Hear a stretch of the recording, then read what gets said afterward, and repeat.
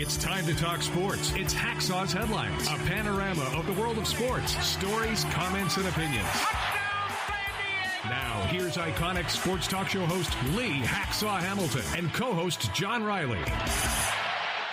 Who wants to talk sports on a Monday? We do, you do. From the DIXIELINE Lumber and Home Center studios in San Diego, coming off a great sports weekend, we welcome you to our Monday bonus podcast. Good afternoon, everyone. This is Lee Hacksaw Hamilton, along with my co-host, John Riley, and we welcome you to our hour-and-a-half-long Monday bonus podcast, brought to you by DIXIELINE Lumber and Home Centers, 9 locations to serve you in San Diego.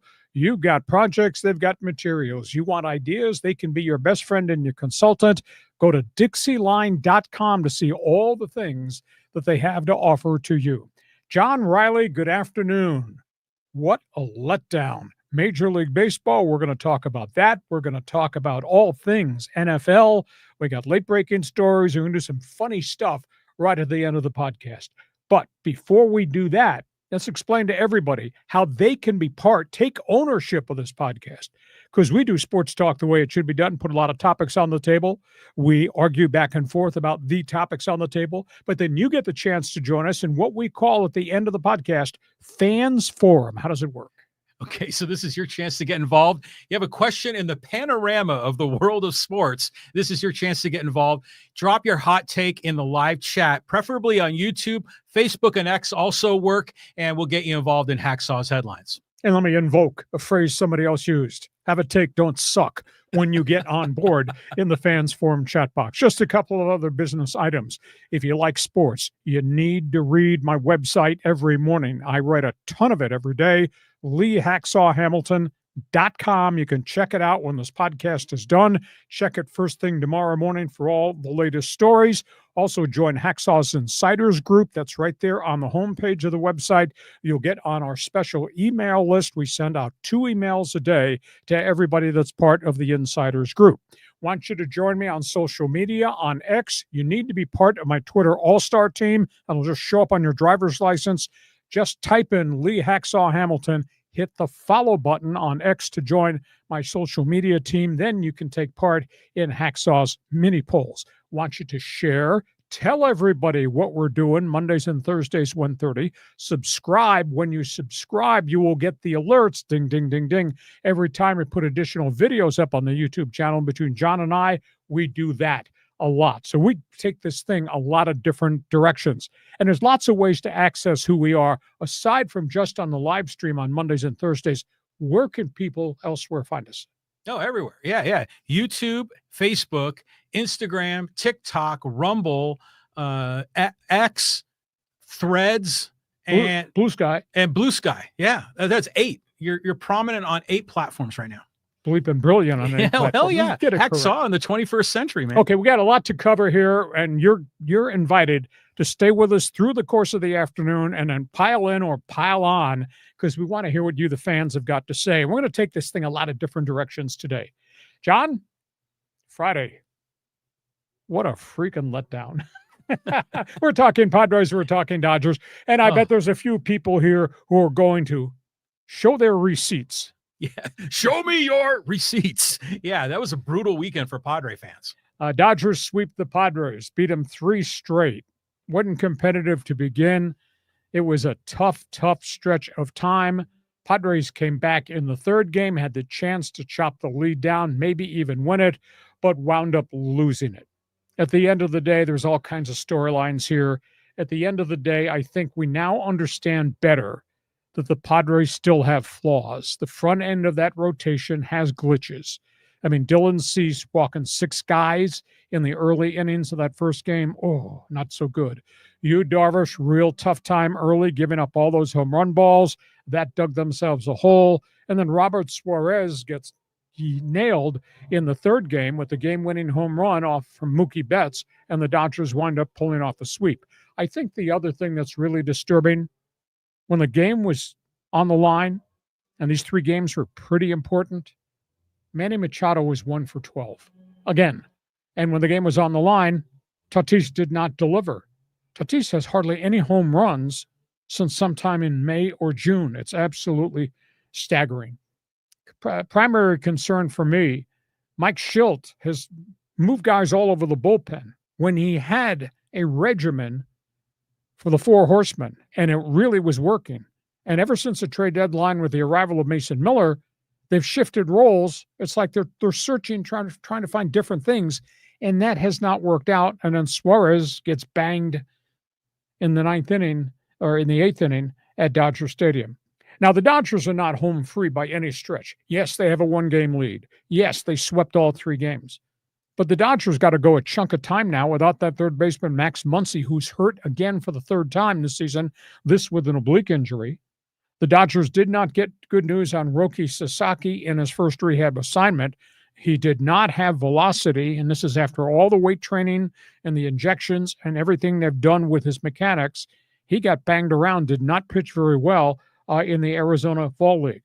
Michael Kopech looks terrible. First rehab assignment again. He could not find home plate for Oklahoma City, so he's not going to be part of the mix.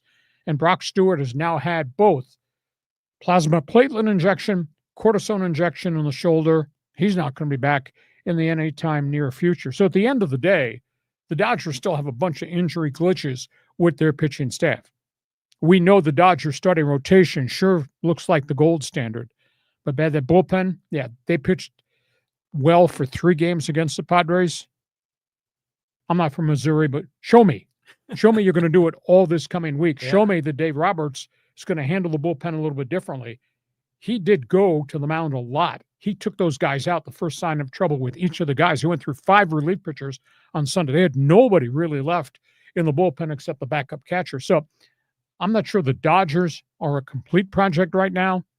I think it's safe to say the Padres are a little bit flawed. So you tell me,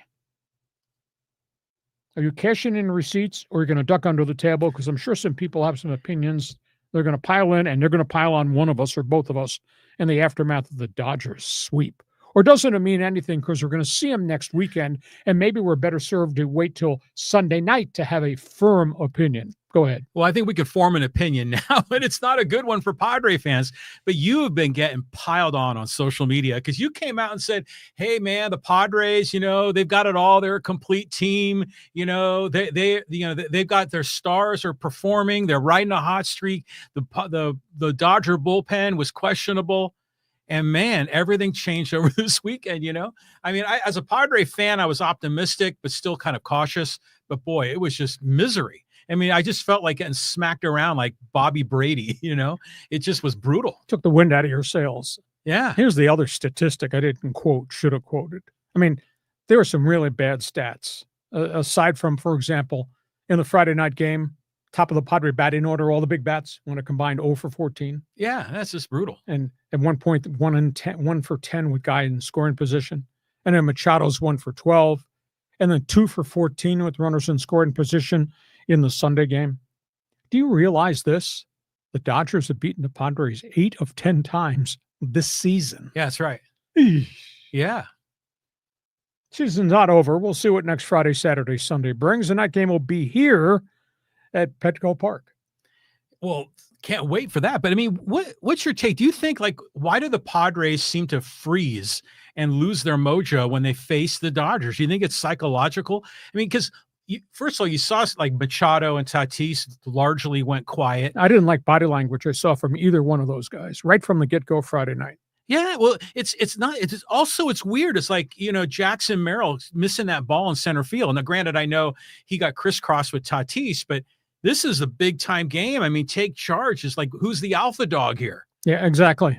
I mean, it was disappointing across the board. It really was. So, Dodger fans, feel free. Cash in your receipts if you have them. Padre fans, they're only 1 game out. And both these teams play garbage schedules much of the rest of the season, with the exception of an odd big series here or there. Fans Forum chat box is open. Oh, do you think I should ask? Tell me what you think. No, I don't have to ask. They're already piling in. I mean, in the Fans Forum right now, they're already piling in. And like, see, we told you so, Hacksaw. There's a lot of that. I'm going to ask you another question about that series. Now, we're worried about King. Darvish did not look good early on. Still, I mean, we first batter, was Shohei walk, Mookie base hit, Freddie Freeman freaking 3-run bomb, boom, boom, boom. And then, Pages was down the line there, 4 runs in the first or second inning. I mean, I can't explain this. Like Dylan Cease just completely forgetting how to throw strikes. His mechanics are so flawed, they can't figure it out, and he can't figure it out. He's had more bad outings than he's had good starts. And what's disconcerting to me, his 2 prior starts, he was dialed in. He was dominant. He's throwing 95, 97, striking out 8 or 9 guys, and then comes out and he walks 6 guys in the first 2 innings. I was just, wow. It's nuts. I mean, and there's a lot of people that are really questioning Mike Shilt's decisions on the batting order. Does Luis Arraez belong in that number 2 spot?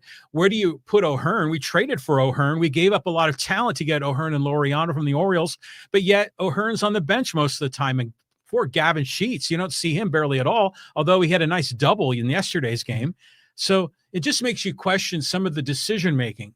They'll still bat Iglesias, a right-handed bat against the lefty pitcher, but I'd rather have O'Hearn or Sheets in that situation than Iglesias.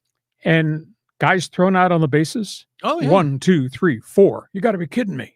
Well, I like the idea of being aggressive, and go, trying to push the envelope. But after the first or second one, they probably should have said, okay, this isn't going to work today. Go to plan B. Yeah, I would have to say Mike Shildt has taken more criticism over this 3-game series than I think he's taken at any time as manager of the Padres. Oh, yeah. Padres Twitters just came unglued, talking about Shilt's decisions with the pitching, with the batting order, with the running philosophy, even with bunting.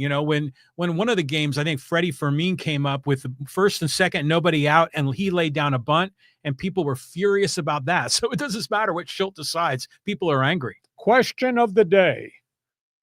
Statement by the Dodgers, the sweep, or you like me? We'll see you on Sunday night. We're going to talk about it after this coming Sunday night to see who is where in the baseball standings. Okay. We got Padres, we got Dodgers. Fans Forum chat box is open. If things going to melt down, you might as well have an opinion. We go from that. Not a good weekend other places in Major League Baseball. Yeah, here we see the Phillies, the Astros, and the Giants. Yeah, let's just talk about some other storylines. Philadelphia, which has had really strong starting pitching for a whole group of years under Dave Dombrowski, they've lost their ace, Zach Wheeler. And they were already without their heavy-duty guy, Aaron Nola. Wheeler has a blood clot in his shoulder, and that's bad. And that usually leads to surgery. That usually leads to removal of a rib. That's usually a season-ending procedure.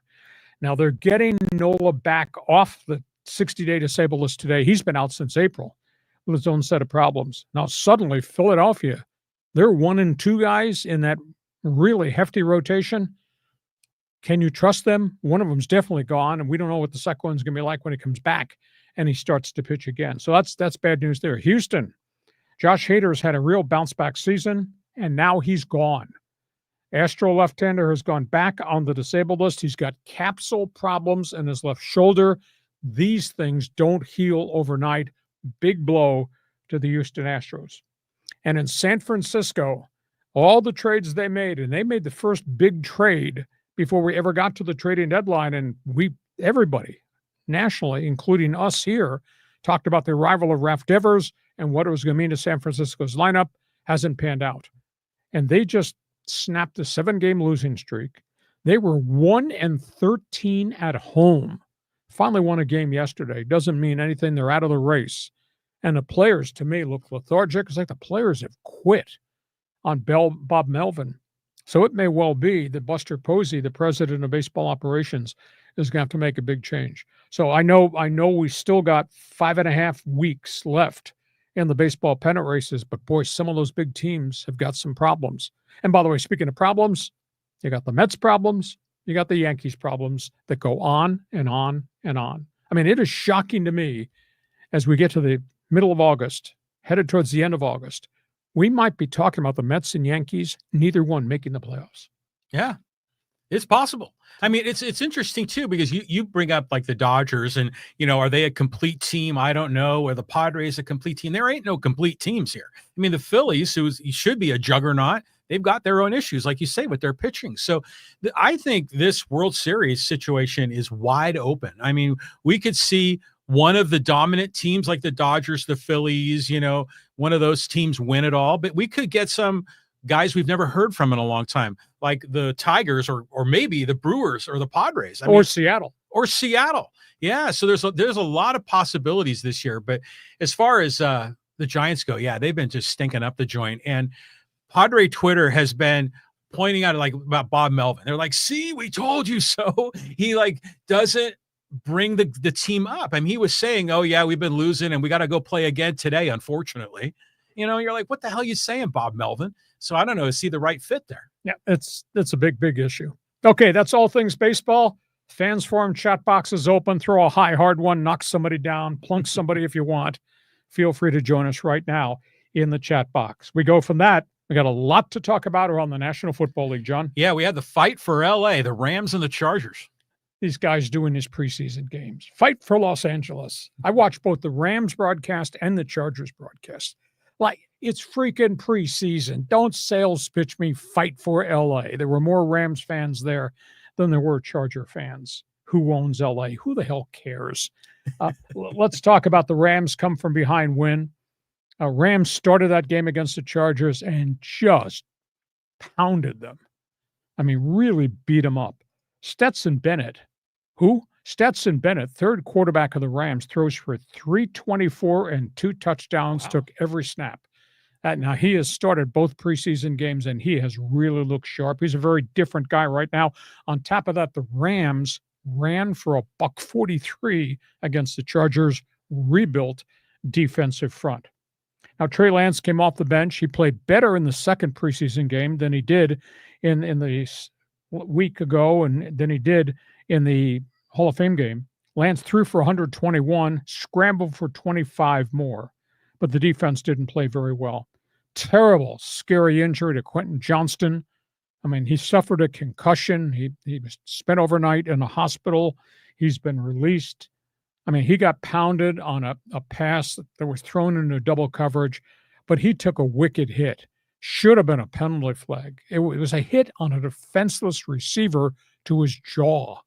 And the hit was so violent that Quentin Johnston, who was in the air, came down on the back of his head, which complicated the concussion. The officials were poor.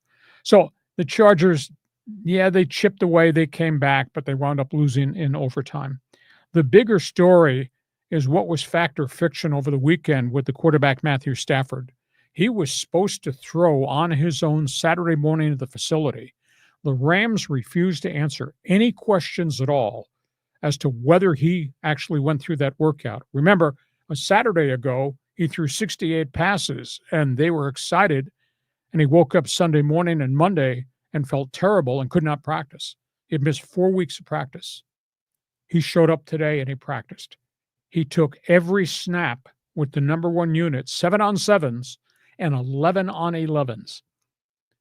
He spent all last week in a hyperbaric chamber to help with the disc problem in his back. Came out today. True. McVay said it's a day-by-day situation. We must evaluate how he feels later tonight, what he feels like tomorrow. Stafford was not made available to the media. But the fact he threw about 35 passes, I was told, full bore today, 11-on-11 and 7-on-7s, did all the individual thing, did the teamwork. That's a positive sign. But I want to see how his back reacts tomorrow, how it feels on Wednesday, because he's not been hit yet. He's not been in any football scrimmage type activity. So that's the latest on the Chargers, the Rams, and the fight for LA. Who cares?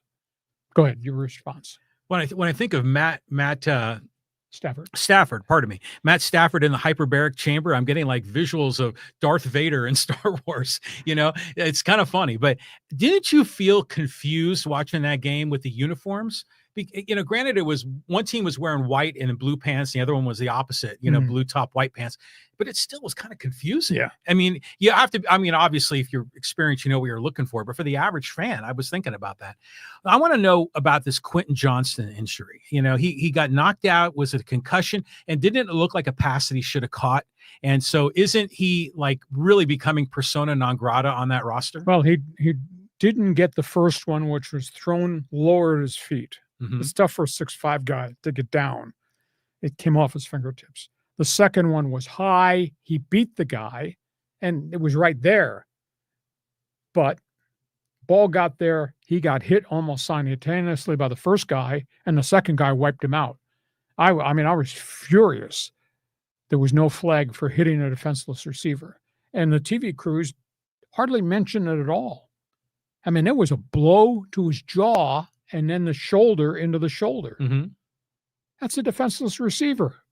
Blindside, late hit. I felt really bad for the kid. And then what happened during the course of the game when he was out, all their other young receivers stepped up. Between Trey Harris and the other young wide receiver, they combined to catch 8 balls for like 130 yards. Mhm. So now we saw there was no sighting of Keenan Allen because he'd only been in camp a couple days. So he'll probably play this coming weekend. So I think the Chargers are looking better and better at the wide receiver core with depth. But again, depth and speed with a kid is one thing. Depth and size and speed with a veteran guy who's been to war, that's really different. So we'll have to see how long Quentin Johnston is out, and Quentin Johnston still has to prove himself. I think Quentin Johnston's competing against Quentin Johnston to be part of the rotation. But you do have Ladd McConkey, you do have Keenan Allen. They are going to throw to the tight ends, but depth becomes an issue. But the two kids, I thought, Keandre Lambert-Smith and Trey Harris, I thought really, really played well. Well, what's your take on the O-line? I mean, what did you like out of Joe Alt on the left side? Did you see any guys that were maybe doing better than you expected? Well, they only played one series. Starters only played one series. Okay. And then it was backup city. So I don't think we really know. I think Alt's going to be fine. I get huge questions about what's at center. Huge questions about Mekhi Becton, who's not taken a snap yet. He's not practiced since July 28th. Yeah, it's really weird. And I got a huge question about Trey Pipkins, third-year right tackle who's been found wanting at right tackle, found wanting at right guard. Now he's got to go back out and play on the edge. So I think they got issues. And I think they got all kinds of issues in the defensive front. I think their defensive tackles have question marks everywhere. And once we get to the regular season, those guys, the T.R. Tarts of the world, they got to be able to hold up. And I haven't seen them hold up in the preseason games they played yet. And they're doing the 3-4, right? So is the defensive tackle just a nose tackle? Yeah. Okay. So yeah, we're going to find out a lot more. So it's not a complete football team right now, not by any stretch. And there is no sighting, there is no practice yet for Najee Harris. So that means 2 weeks from now, opening day, Kansas City, kids. Well, what do you think of Hampton? I mean, I saw some of his moves. He looked all right. He didn't play much, but he played with power. Yeah, he did. Boom. So unanswered questions going forward. All right. Okay, we go from Chargers Rams. You have a call, comment, feel free. Fans Forum chat box is available. We had a lot of other storylines around the league. Let's talk about those, John. Yeah, look at get all the logos. Start with the Raiders. Yeah, let's talk about the Saturday Night Stars. You talked about running backs who showed up. Ashton Dente, Raiders. Holy cow. He's the real deal. Had 7 carries for 33 yards, and he punished everybody every time he touched the football. And I don't think he's running behind a really great offensive line. Aiden O'Connell, 138 yards passing, second good week in a row in the new-look Chip Kelly offense. Now, they don't have all their regulars in there. Brock Bowers has hardly played. Devontae Adams has hardly played. But I'll tell you what, that offense looks dangerous. And Dente, he looks like the real deal at running back. Cleveland Browns, they just named Joe Flacco the starting quarterback for opening day. That was expected. Dylan Gabriel, first game out of the box. He had hamstring problems. He threw for 143 against the Eagles. Yeah. I thought he looked pretty good. They got a real problem with Kenny Pickett. He's not practiced since July 26th. His hamstring thing is just not recovering. And Shedeur Sanders is still not practicing. Second week now, he's been hobbled with the oblique situation. So Flacco is your starter at age 42, and he's thrown for 25,000 yards in his career. And it looks like Dylan Gabriel is going to be the backup quarterback in Cleveland. Third one, Houston Texans. They got C.J. Stroud. They've got really good wide receivers. They've obviously got a great defense. They got D'Amico Ryans. Woody Marks has suddenly shown up and is pounding people. Woody Marks played at USC. He's a running back. He had 7 carries for 40 yards, caught a couple passes out of the backfield. And Houston looks deep. They got Joe Mixon. They signed Nick Chubb of Cleveland. So those are 2 veteran backs. Mixon's not practicing yet. He's got the aftermath of an ankle issue. And Chubb is coming off that second knee surgery, but they think Chubb's going to be okay. And all of a sudden, Woody Marks was really impressive in that preseason game. So the Texans look really dangerous to me. In Miami, I mean, the whole storyline is Tua, Tyreek, is the coach about to get fired, Mike McDaniels. But their backup quarterbacks throwing the ball everywhere. Zach Wilson, who's been found wanting a bunch of different places. Zach Wilson throws for 151, and Quinn Ewers comes off the bench. He throws for 116. Now that's pretty decent. I don't care if you're throwing as backups. You're throwing in the NFL with complex defenses and blitz packages, etc. That's really interesting what Miami's situation is there. Dallas Cowboys. Holy smokes, did they get crushed over the weekend? And Baltimore Ravens beat the holy hell out of them. At halftime, Jerry Jones' team was outgained by Baltimore at halftime, 273-31. Whoa.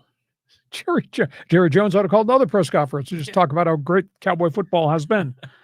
Joe Milton, who they gave up a draft pick to get for, he's been taking all the snaps, looks miserable. Just way out of sync. This is not the Joe Milton we saw last year with the New England Patriots. And, of course, there's still no resolution to the Micah Parsons contract dispute. So a lot of unanswered questions in Dallas. And, I mean, they got killed. Baltimore just beat their brains out 33-7 in that game. New York Giants. Now, they got Russell Wilson. That's going to be their starter. Jackson Dart, the Ole Miss rookie, came off the bench again for the second weekend in a row. He went 13 for 15 for 137 in the second half. That was after throwing for 136 in his debut game. They look really doggone good. Jackson Dart in 2 preseason games, John, is 26 for 35, 291, 2 touchdowns, no picks. People in New York say, shouldn't he be the starting quarterback? Well, I don't know. You got Russell Wilson there, and Wilson's played okay so far in preseason. Tennessee, they took Cam Ward out of the game. It's going to be tough. He has to be the guy. But he was only 2 for 7 throwing the football in his second preseason start, and the Titans took him out of the game.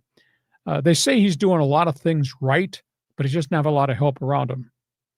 And if I were a New York Jet fan, maybe I shouldn't be a New York Jet fan.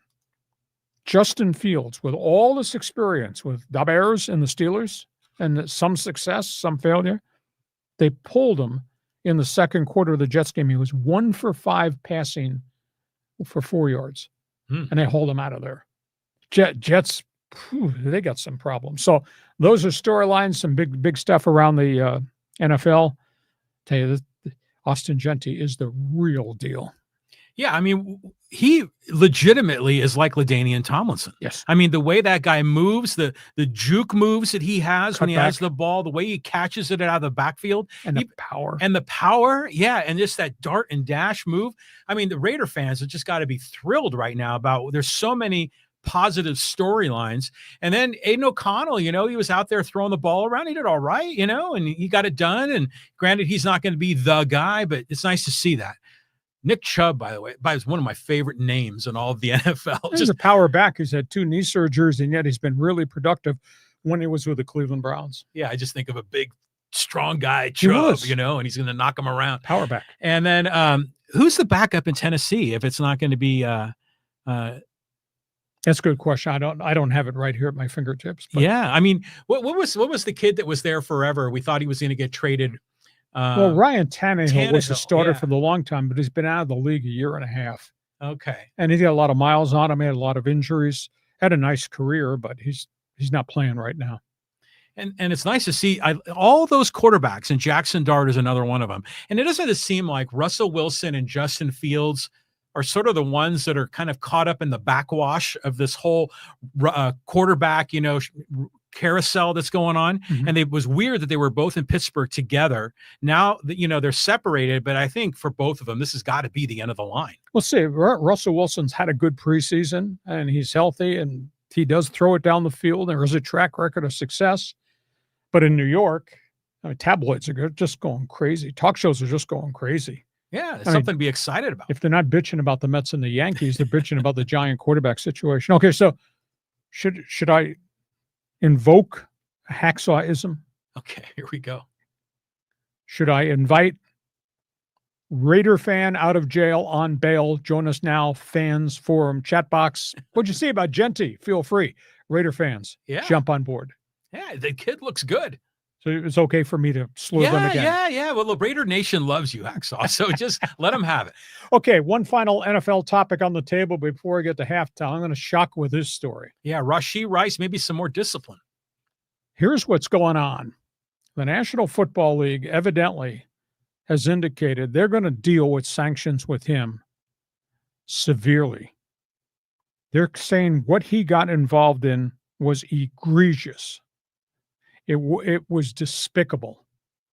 The National Football League supposedly is prepared to hand down a 10-game suspension to RASHEE Rice of the Kansas City Chiefs, their star wide receiver. 10 games for the drag racing, hit and run, leave the scene of the accident issue.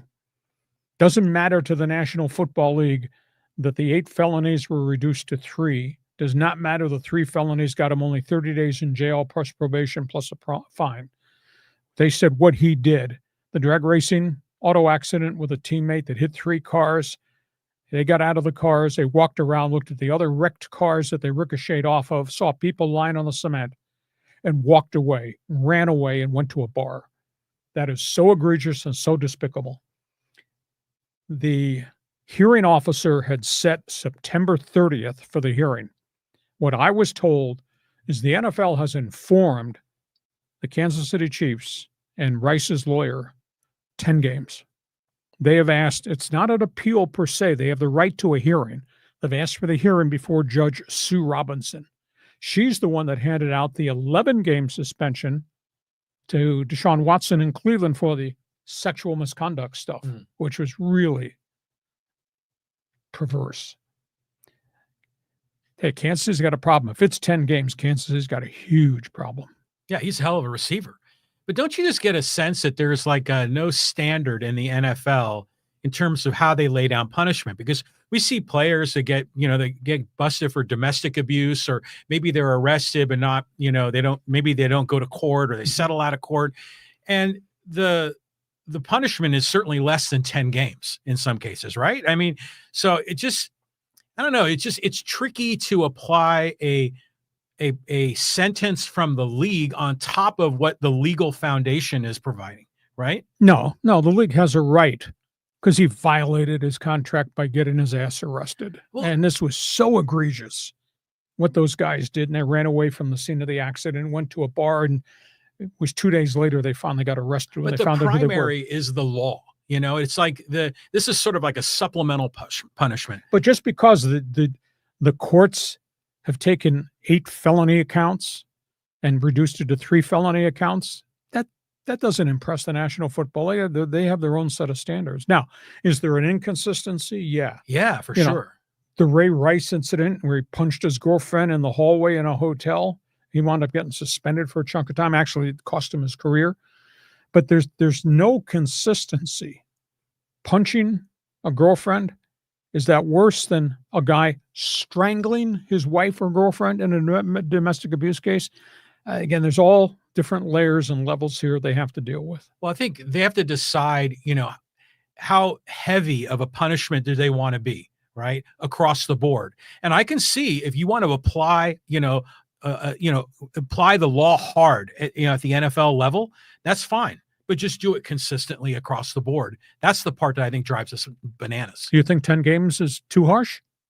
For this? Yes. I mean, to me, this is one where he got in trouble with the law. He paid the price with the law. And so should have all of his personal rights restored. And then if the NFL wanted to suspend him for 4 games, I'd probably say, that sounds about right. 10 seems severe. The fact so many people were hurt and they walked away from the accident. But he already paid that price with the law. But that's when he's got to pay a price for the NFL. Well, but the NFL, what their price is protecting their brand. They don't want all of their players to be criminals that are causing trouble all around the United States. the brand doesn't take that big of a hit here. I mean, in my opinion, a 4-game suspension is about right. Okay. Agree or disagree with me or him? Feel free. You be the judge. You be the jury. That Fans Forum chat box is open for business. Hey, we get to halftime. Still to come. We're not done with opinions. Here comes Spygate in Michigan. That is next. Halftime brought to you by DIXIELINE Lumber and Home Centers, 9 locations to serve you in San Diego. I just recommend, if you're a do-it-yourselfer, think DIXIELINE. You got major renovation ideas, projects you want to accomplish, think DIXIELINE. Whether it's the home, whether it's doors, whether it's windows, whether it's the kitchen, whether it's the bathroom, whether it's the bedroom. John, take it from here. Take it from here. Yeah, DIXIELINE Lumber and Home Centers. You know, it's part of Builders First Source, one of the really the largest lumber company in the United States. And here, they've been in San Diego. DIXIELINE's been in San Diego for over 100 years, helping out contractors, builders, as well as homeowners with lumber, building supplies, doors and windows, kitchen and bath remodels. They've got designers that are there that'll help you kind of architect your plan for your remodel kitchen. I mean, so these are the guys to go to if you want to do a big home upgrade or build a custom home. DIXIELINE Lumber, been in business for over 100 years, 9 locations in San Diego, plus the unique showroom they have in Solana Beach. Just go to DIXIELINE.com to see all the things that they have to offer. Couple of other notes. When we're done with this podcast, because we do sports talk the way it should be done with topics on the table and opinions, you get to participate. It's called Fans Forum. And again, for all the Rookie of the Year candidates and the Raider Nation out of jail on bail who are joining us, John, how does Fans Forum work? Fans Forum is your chance to get involved. And by the way, we're not going to get to Fans Forum for a moment.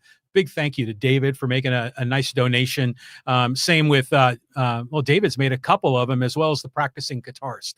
But this is your chance to get involved. If you have a question or comment for Hacksaw, you can do it by going on the live chat on YouTube, Facebook, or X. Drop your comment or question there. We'll get to you in Fans Forum. Thanks very much, guys. And just a reminder, if you like what we do, you're going to like what I write, please check my website and do it daily. It's LeeHacksawHamilton.com. Full rundown of everything in the world of sports. It's all written. You give me 5 minutes every day. I'll give you all the stuff in the world of sports. It's there posted first thing every morning, so check that out. Join Hacksaw's Insiders group. You can do that on my website. Just fill out the orange box with your mailing address. You'll get on our email list. Give us a thumbs up. Give us a 5-star rating. Hit the follow button. It helps us a great deal. Share. Tell everybody what we do Mondays and Thursdays at 1:30. Subscribe. When you subscribe, every time we put something new on the YouTube channel, and we put 7 to 10 additional things a week on the YouTube channel, More than that. You will get an alert. So there's lots of ways for you to continue to follow us. We move on. Second half of this podcast, and we're talking college football. Yeah, we're talking about punishment and dropping the hammer. And here we go at Michigan. Spygate. Michigan man. University of Michigan gets hit with 4 years probation. Michigan gets fined in excess of $20 million. Stripped of 2 years of bowl and Big Ten Conference shared revenue. Stripped of 25% of their recruiting visits. Stripped of, fined 10% of their football budget. But they keep their national championships. They keep all the wins they accumulated during the Jim Harbaugh era. The big issue to me is they cheated for 3 years with Spygate. 38 games they stole signals for, and the NCAA has decided not to sanction those victories, not to take away the bowl monies from those years, and not to strip them of the national title. Now, they nailed them financially. There's no doubt about that. They also obviously tagged the new head coach, Sharon Moore, with a 3-game suspension. Denard Robinson, the quarterback coach, who was part of this group of assistant coaches, he got hit with a 3-year suspension. He's already gone from the program. He won't be able to work anywhere. Jim Harbaugh was hit with a 10-year set of sanctions on top of the 4 years he's currently serving. That's 14 years of sanctions against Jim Harbaugh. His assistant coaches with the Chargers, Jesse Mitter and Steve Clinkscales, hit for a combined 6 more years of sanctions against them. And Connor Stallions, the man that was the architect of this whole thing, an 8-year ban from being employed anywhere in college football. It's severe, but the thing that bothers me, the integrity of all those wins over 3 years in the bowl game and the national championship while they cheated, they were allowed to keep that. I don't quite understand that. And the thing that really set me off over the weekend, the more I thought about it, was here you have Michigan that's done all this. And trust me, they say that this is going to be a total of $30 million that they're going to lose. But Michigan, sanctions here. You recall USC? You recall Reggie Bush and his family taking $300,000 in illegal benefits down here in San Diego while he starred for the Trojans? And what were those sanctions? 2 years bowl ban, stripped of all those wins, give back that Heisman Trophy, and they took 30 scholarships away from the program that crippled Southern Cal football. The sanctions against USC choked them into mediocrity, and they've never really come back from it. And Michigan, hail to the victors, a.k.a. the cheats. They're allowed to keep everything that they earned, even though 38 of those games were impacted by the sign-stealing situation. To me, there's an inequity there that, John, I can't buy. What's your reaction to the severity of Michigan and the difference of what happened to SC versus what happened at the U of M? Well, first I want to get clarification. Was this the one where they were going to the practices of the other teams and spying, or is this just spying during the game? Spying during the games. They bought tickets and people were planted videotaping Michigan State versus Purdue sideline signals. Okay, so this is the equivalent of having Spygate. Yeah, of having like somebody in center field, picking up the signs that the catcher's laying down. Yeah. So yeah, this is cheating, but this affects the integrity of the game to a far greater degree than Reggie Bush's situation. Granted, his parents, I guess, got a house provided by an agent or something like that. That didn't change the integrity of what was going on the field. And then, by the way, the other, as long as we're talking about consistency, Michigan basketball during the Fab Five, didn't they have to pull down some of those banners? They sure did. Because of the scandal and it was the not money laundering, but it was the illegal paying. Right. And that was under Steve Fisher's nose, unfortunately. But that, to me, also is relatively minor in this. What Harbaugh did at Michigan football is far worse than what happened with Michigan basketball. It was the integrity of the games. Yes, exactly. So I think is this a case of playing favorites? So this is one of the big boys in the Big Ten. Is it one of those things where, West Coasters, USC, screw them. I mean, we're going to protect our own in the Big Ten.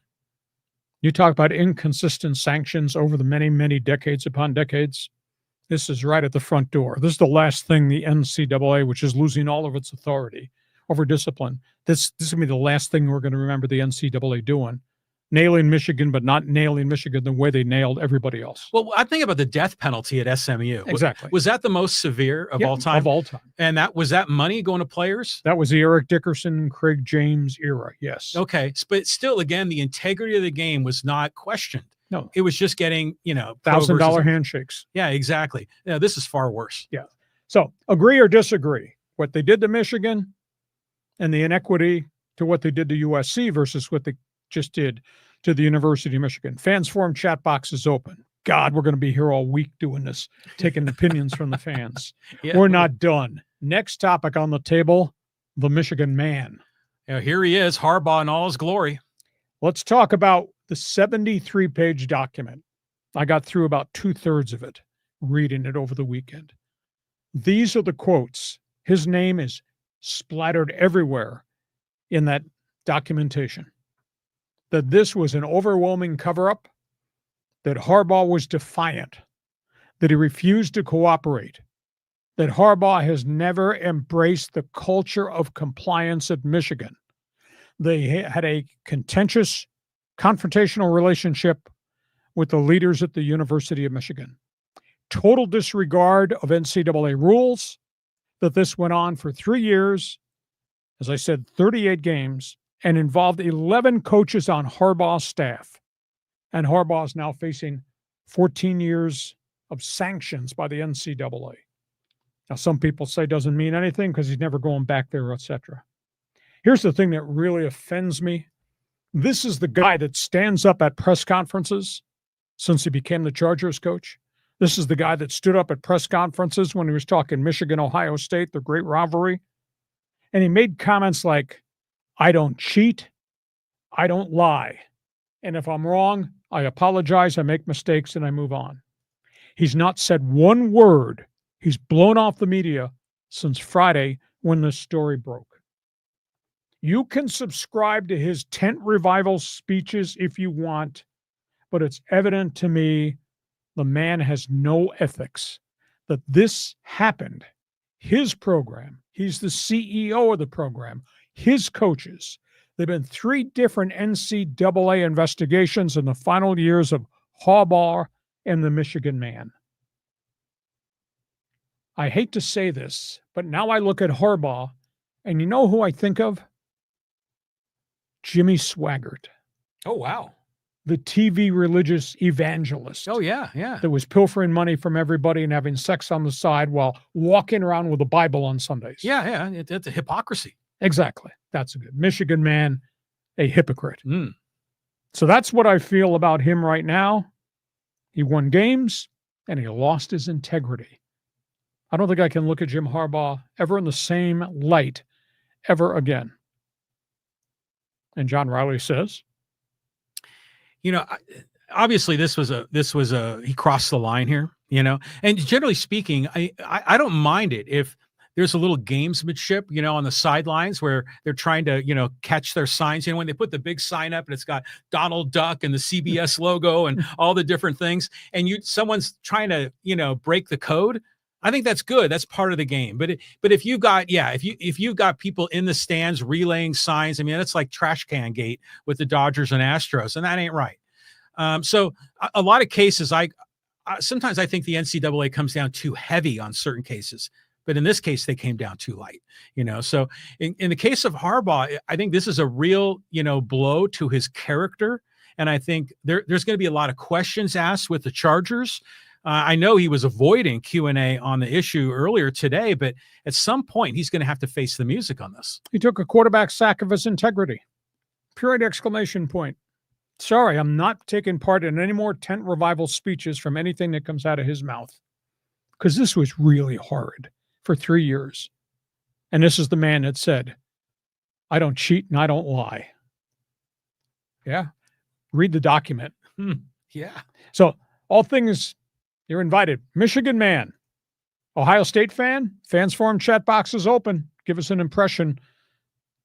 How do you view Jim Harbaugh now? One more college football note. Let's talk about the team in town. Yeah, San Diego State, no offense, no fans. Oh, boy. Should I hit this hot button right now? I don't understand anything they do at San Diego State. And I happen to like Sean Lewis.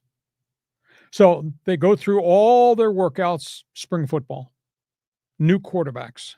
We've talked extensively about the roster overhaul, etc. Here comes Jaden Denegal, transfer from Michigan. Here comes Bert Emanuel, transfer Central Michigan. Guys have played some. Guys have practiced against number 1 defenses. Guys have been stars in the Mid-American Conference. They get into the spring football game, and they both really struggle. Denegal was 6 for 13 for 56 yards. Could not move the football. Emmanuel was 6 for 13. He did throw an 87-yard touchdown heave that a guy ran through the secondary for a touchdown. So they've gone through everything, all the offseason workouts, spring football, into this and all these practices, and they can't run the ball worth a lick, and they've hardly hit any passes whatsoever. And then the decision is made the night before this red-black game. No tackling. This is going to be touch football. They didn't want to get anybody hurt. Well, you do have to have contact to get ready for the opening of the season. And the response? There was no response. Nobody freaking showed up. Yeah. Less than 500 people for the red and black scrimmage at Snapdragon State. Less than 500. By the way, their season ticket count, which at one time was 15,973, is now just a shade over 6,600. That's what they're going to open the season with. And then to top it off, ex-players who showed up were shocked. No, that's not the correct adverb. Pissed. They criticized Sean Lewis, went to the Union Tribune, and called it horseshit. No, they had no spring scrimmage. They made a beer Olympics for the players. Mm-hmm. No scrimmage, no contact, and no contact. It was flag football in the red and black scrimmage to get started the season. And one of the players came out and said, "You've denied the fans the opportunity to see the growth of the program and see the players play hard." And he said, "You've lost the town." What did I say weeks ago? They've lost the town. Yeah. I mean, I just don't understand this whole rationale at San Diego State. I wish I could be more optimistic, but the fans are not showing up. So unless they're going to give away 32,000 free tickets at supermarkets, who's going to want to go see this? I mean, that coach has a good resume. That coach has had a dynamic offense at Kent State. We saw what he did the first half of Colorado, even though they were overwhelmed with injuries and all that. I just don't see it transgressing into success at San Diego State at this point. And just the whole atmosphere of why you're doing what you're doing. I had to beg with them to hold a media day for those of us in the media. And they hold media access, and they give you 30 minutes to be there while the players are stretching, and then they close you out. You're not allowed to be there. Wow. It's bizarre. And I want to see this thing do well. And there's such a great historical legacy of Aztec football, Aztec great players, the great history of quarterbacks, the Marshall Faulks, and the great running backs. This, to me, it's absolutely stunning where they are. People were really upset. Probably the 495 who showed weren't upset, but maybe they were upset because there was no contact. It was flag football. Okay. That's my speech as to where San Diego State is. If I'm wrong, tell me in Fans Forum. I don't think I'm wrong. If you side with me, stand up on my side of this table and tell me that these guys have screwed this thing up royally. John, the podium is yours. You know, if you want to be like a top tier, I'm using Ben and Wood's gloss right there. But if you want to be a top tier program, you got to do all the top tier things. So like to your point, having the pro media day, having a legit spring game, and the spring game in the spring, right? I mean, that's what's one of my questions is usually like Oklahoma, these other big football programs, they'll sell out the stadium for the spring game. It's a huge deal in the community. And that's usually like in May or something like that, exactly. Right? So that was the beer Olympics, right? Yeah. Okay, that the Aztec had. So now they do this flag football. And I know they had a couple of really serious injuries. So, I mean, he's being a little cautious. But, this is a market that's just ripe for the taking. Even though the Padres have got all the, the fascination of the fans, there's no football here. And if there is a winning football program, the fans will show up. That's all Sean Lewis has to do is just win. Just win, baby. Past tense. They missed the boat. No, but if they'll get it back, I think if they win. If they fail to win and it's another 3-9 season or whatever it was last time, then yeah, c'est la vie. Okay. Somebody's college football fan. Jump on board. You got opinions about this storyline as it relates to San Diego State, because we're going to continue to cover it and we're going to continue to talk about it. And if you like it, great. And if you disagree about it, then tell us why. We move on from that. Let's talk a little quick NBA basketball. Yeah, a little scare with Luka. Boy, I'll tell you, when this story broke out of Europe, Luka Doncic is working out in Serbia. And he's getting ready to play in the Euro tournament. A bunch of NBA guys are playing for their respective countries. He got hurt in an exhibition game. He got broadsided and went down. Took a blow on his knee. He's lucky he did not hyperextend it. He's got a knee bruise. Has missed practice, has been examined.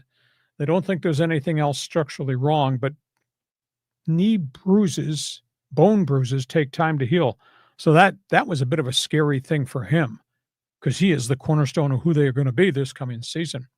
The other thing is Rui Hachimura, who's had flashes where he's played really well. His contract expires after this season. Agent went to the Lakers and said he's eligible contract extension, to which they said, we're not giving him one. He's got 1 year to go. Go play. period, exclamation point. We won't discuss it till the end of the year with free agent looming. So he averaged 13 points a game that past season. He had stretches where he said, wow. And he had stretches in which he was MIA. He's got $14 million on his contract, averaged 13 points per game. He's going to be on an expiring contract, so it'll be up to him to prove it. They're just not going to give him a 3-year max contract. Everybody in the NBA wants a max contract extension. Everybody. Yeah, you got to ask for it. Yeah, bench sitters, guys who are having lousy seasons, etc. So Hachimura is going to have to earn whatever he's going to get if they're going to keep him here. So that's the latest there. This Luka thing. I saw, my heart went, oh my goodness. Yeah, this is the new chiseled Luka that I want to see this guy. And by the way, I think we need to get this straightened out. It's Luka Doncic, right? Where each of the C's is like a CH in English, right? Okay. Because I think you were like doing Doncic, or I can't remember. Doncic. Yeah. I think it's Doncic. But you're really lucky because I know so much about sports that even if I misspoke on his last name pronunciation, the rest of the things I do are bleeping brilliant. Yeah. And it wouldn't be a hacksaw show without at least one pronunciation challenge along the way. Dumbass. And this is why we love you, but it's all good. But yeah, I mean, it's scary for the Lakers. Rui's still going to make, I think, $18 million in his final year. I'm not too worried about him. Okay. We move on. Next topic on the table, late breaking stories. Yeah, here we go on this high-speed sports wire. PGA golf. They're in the FedEx playoffs right now. Scotty Scheffler just owns the tour. He came from 4 strokes back on the final Sunday at the BMW Championships in Maryland, and he beat the Scottish star Robert McIntyre. Beat him by 2 holes. Scheffler had 9 wins last year. He's got 5 wins already this season. You're talking about, that's 14 wins. That's Tiger Woods type golf on the tour. And McIntyre, how gut-wrenching is this? First round, he shot a 62. Second round, he shot a 63. He had 16 birdies the first 2 days, and he wound up losing on Sunday to Scotty Scheffler. I wish I could tell you what's going on with the mindset of Rory McIlroy, but he just hasn't been the same since the Masters victory. He's scuffling. Xander Schauffele has not come back to be who he was prior to the injuries. Colin Morikawa has just kind of hit a wall, and he had a good 2 years.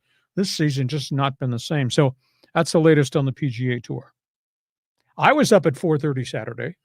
I watched the first games of the English Premier League before I went to KUSI. I was going to say you were up early anyway. I was up anyway.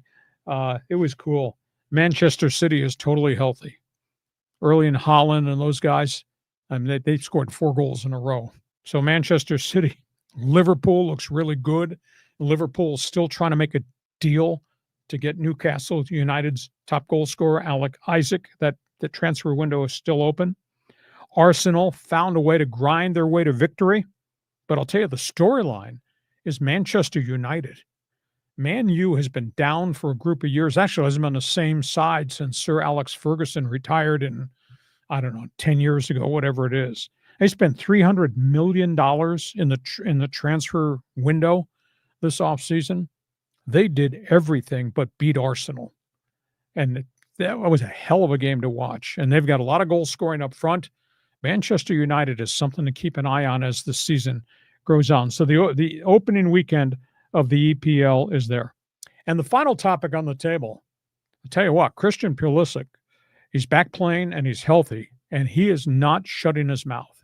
He is just continuing to have dialogue about the diatribes with Landon Donovan and Tim Howard and Alexi Lalas, and just the heat that those guys threw at the Team USA decision to let the veteran players sit out during the summer to get completely healthy. And he just says, I am not going to change my mind. So the burning question is, Donovan and Lalas, Tim Howard have said, by virtue of what Pulisic and the other veterans did to take the summer off to get healthy, they've let the excitement and the unity erode away from Team USA. Pulisic says that's crap. He says, we're all going to be back together when we start training, when the window opens for the international sides to get together and play friendlies. We're going to be back. He said, what's eroded is your unity with us. You need to support us going towards next year's World Cup. And Pulisic has not been an outspoken guy over the course of his career, but we've watched him go from an 18-year-old to a 23, 25-year-old and really grow into a man and a leader.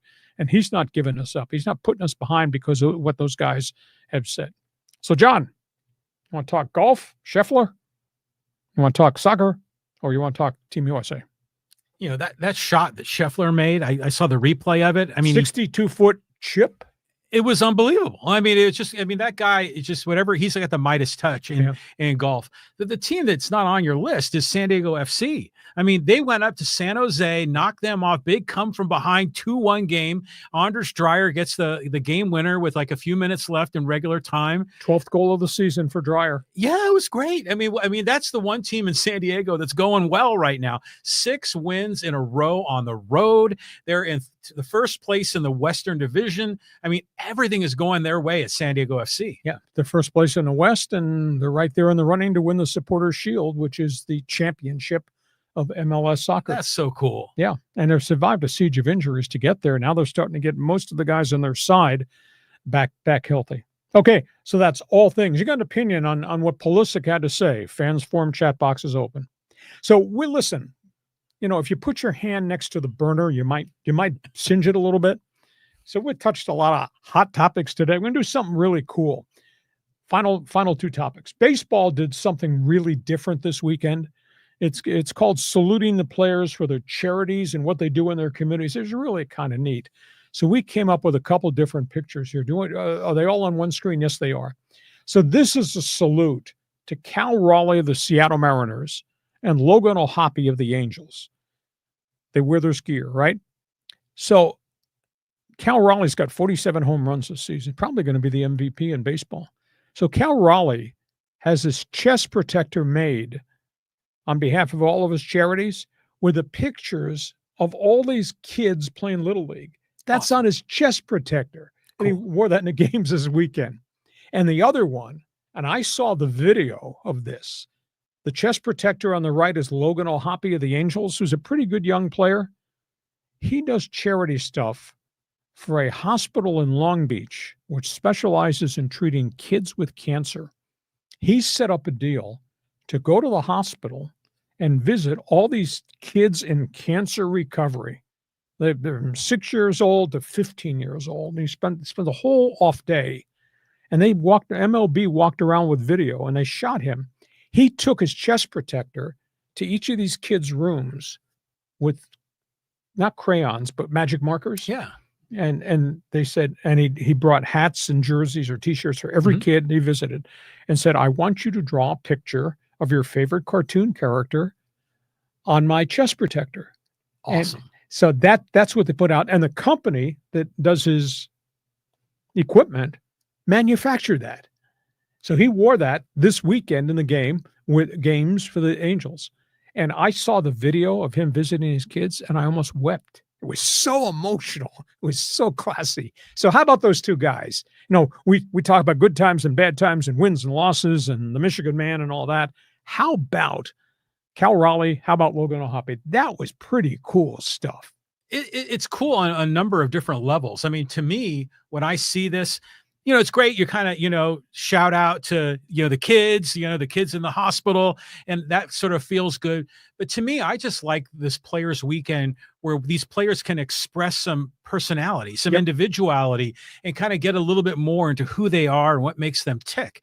The other one that had a glove that was similar to that, I think, was Matt Strom of the Phillies, but there was a lot of white on the glove, which could be a distraction, but I think overall this players weekend's great. I think, is it did they do the nicknames on the jersey, or is that coming up? It's coming up. That's coming up. So this was this was the Little League weekend, right? And then they played the game in Williamsport. Yeah, too. the Mariners played the game. Yeah. So this is what the good stuff that Major League Baseball is trying to do to build up the sport and connect with children. And I think it's fantastic. Yeah. And the players on all clubs. I mean, the Padres, Michael King does charity stuff. The Padres all have different things that they give their time and their resources to. Dodgers, Angels. But I came across these two things. I said, hey, we got to talk about that because this is really cool involving the kids. Those are all Little League baseball cards that he had. And the company manufacturing his chest protector made a whole bunch of those that he gives out to the kids. So that's pretty cool. Salute to those guys. So those are the topics on the table because we do sports we got talk. One more issue. We got an Aztec topic. Oh, yes. We got so many things going on here. This is cool. I stumbled across this. San Diego State's colors are red and black. San Diego State's nickname is Aztecs. San Diego State's had a lot of different logos. So I came across this. I said, this would be really fun to put up there. This is the history of all the different Aztec logos that San Diego State has had. So I'm not sure which you like. The first one is the original one that I came across, which is the original Aztec, which I really love, the Indian head. And then the SD with the arrow, that's a more recent one. There's one that goes back to the tradition of the Aztec nation, which is the third one. And then there's all offshoots of different things they've worn on their helmets, etc. So which do you like? I like the first one more than any of the others. Oh, I like number 8. Number 9. I think that's Monty Montezuma down there with the big chin, the big jaw, So some of these, I think the Monty Montezuma one was, dropped by the university for, diversity or DEI reasons or whatever, right? So I don't know. I'm still a fan of the fact that the Aztecs have kept the name Aztecs because it's so unique. It's there's a million Wildcats, right? This is Aztecs. It's unique to them. It's paying homage to, human history, human civilization. But I worry that at some point, the do-gooders are going to get them and kind of cancel their name. Yeah. Everything has to be, quote, politically correct. Yeah. I mean, seriously, if they got rid of the Indians and the Redskins, Padres and Aztecs are not too far down the chopping block. Good. So anyhow, I thought that'd be cool that we popped that up. And I said, John, let's throw this up there. I like that number 1 because it's colorful and it salutes the warrior and obviously the feathers, etc. But there's so many different ones that they've tried to use. Number 4 is kind of interesting too, because one of the Aztec warriors of the games wears like a headpiece that's like number 4. That's from the headgear. Exactly. Yeah, that's pretty interesting. Okay, you got an opinion on that? Feel free. This podcast brought to you by DIXIELINE Lumber and Home Centers, 9 locations to serve you in San Diego. You got projects, they got materials. You want ideas, they can be your best friend and your consultant. Go to DIXIELINE.com just to see all the things they have to offer. Well, we might be here from now till Wednesday because there looked like there's a few thousand people with opinions here. Yeah. Go ahead, John. Fire away. It is time for Fans Forum. Okay, when I go first to David, and again, thank you very much, David, for the donation. He says, hey, we need a fantasy football league where you can bet on your team getting defensive offsides, false start, holding, face mask, and pass interference. Extra points if your players are criminals, abuse, arrest, murder, etc. 10 games is not enough. He should be in jail. Now he's talking about RASHEE Rice. 10 games is what the NFL wants to hand out. I think it's really tough. The layers of incidents involving players go from anything stupid like I had too many beers to a fatal car crash. There was a St. Louis Rams player, a linebacker, a pretty good player by the name of Leonard Little. He was involved in a drunk driving fatality, killed a man. He sat out a whole year, but he came back and played in the league after 1 year. Domestic abuse, whether that's yelling and arguing or whether that's punching or that's strangulation. And there've been a whole bunch of strangulation things. So there's different layers of levels of discipline they have to hand out for each of these different incidents. And it's a tough thing. But at the end of the day, if you want to have credibility, you have to hold them responsibility. There should be consequences for every player that steps over the line. Well, do you ever, like, for example, in Major League Baseball with steroids, they have like a tiered suspension plan. I think, isn't it like 60 days your first time and season? It starts at 40 games, goes to 80 games. And then if you're a third-time offender, it could be career ending. Yeah, something like that. So I wonder if the NFL should have a similar thing. Like if you get a felony, it's this. And if it's, almost having some sort of classification, or maybe there's just too much nuance that you can't do that. It does become nuance. But I mean, the reality is RASHEE Rice had 8 felonies handed down and they plea bargained it down to 3. We shouldn't walk on 3. I mean, what he did was egregious. So, I mean, I said 4-game suspension. Nobody died, but bunch of people were injured, and he paid for all their medical fee. But the league said 10. And that's a significant chunk of the schedule. Wasn't there a Raider like a few years ago that was drunk driving and killed someone? Henry Rugg, he's still in prison. He's in prison. Okay. Number 1 draft pick, wide receiver, Okay. Alabama. 150 mile an hour rear end collision, killed a woman and her dog. And he got convicted. And he's in prison for 3 years. Tried to get early release, and they said no. Yeah. I mean, imagine if he comes back and tries to come back to the NFL, which I doubt they would even hire him, right? I don't know if anybody touch him or not. That's a real good question. But being away from the NFL for 3 years, that's a long time. Do you find that there's disparity in how each of the sports punishes, like, because Marcelo Ozuna is a wife beater, isn't he? Or like a domestic abuser. He had an incident, but he served his time and he's back, and there's been no incident since. Okay. Julio Urias of the Dodgers has had 2 domestic abuse things, and nobody will touch him right now. Right. And he's toxic. Yeah. Well, it's, the other thing about this is we have to realize all these guys are human, right? And they are a mix of virtue and sin. They're going to make mistakes just like most everyone else does. It's sad, but it's reality. There are consequences for decisions. There should be. Absolutely. Yeah. Okay, we move on. David, thank you for being part of our team and supporting us. Okay, we'll go here to the practicing guitarist, longtime supporter.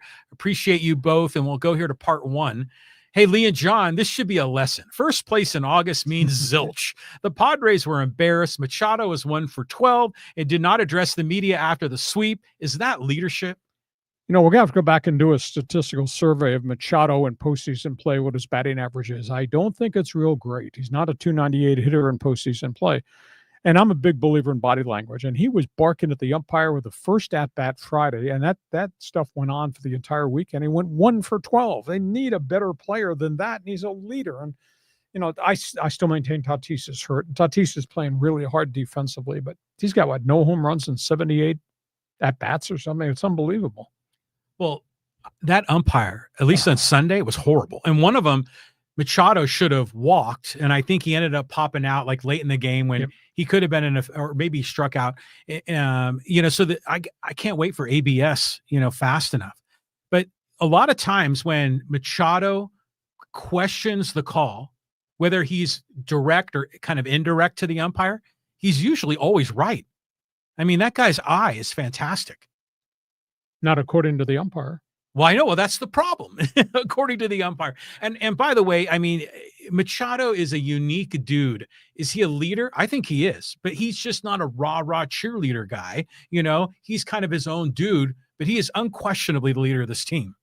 Boy, they don't like him in L.A. Oh, no. Ooh, oh, well, they had a taste of him, and but he's the guy you love to hate. They booed him, and then in his final at-bats, I don't know if you heard it. The chant was "Manny sucks." Went on and on and on. Yeah, but he's the villain everywhere he goes. But that was last weekend. Friday, Saturday, Sunday. We'll see where it goes.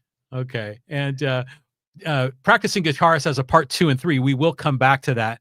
How about from Dave Dog? He says, "Hey, Raider Nation checking in." Yes. They're looking good, huh? You think the Raiders have a chance to make the playoffs this year? Well, if the offensive line, and they've moved a lot of pieces around Colton Miller, who is the incumbent left tackle, if the offensive line can hold up, and they got to power back, and obviously Geno Smith has got a little bit of gunslinger in him, and they got 2 tight ends, and they're going to go double tight ends, 12-man package a lot, and they got Devontae Adams, and they got Jacoby Myers. As long as nobody gets hurt, they're going to be, I think, much more dangerous offensively than they've been in a long time. But they got to rebuild their back 7. They lost a lot of people at linebacker in the secondary to free agency, et cetera. So we'll just have to see. It's a little early right now. Losing Christian Wilkins, the release of Christian Wilkins, that's created a problem in the defensive front also. So Pete Carroll's got a lot of work to do defensively, but I think offensively, they're going to be fun to watch. Did you see the pregame? Because it was Niners, Raiders in Vegas, and Tom Brady comes rolling in with the white Raider jacket. It looked like Al Davis. With the glasses. And I was like, oh, my God, this is fantastic. But the Niners showed up in force down there. And what do you think of Jake Moody, the kicker for the 49ers, by the way? They've done some mechanical things.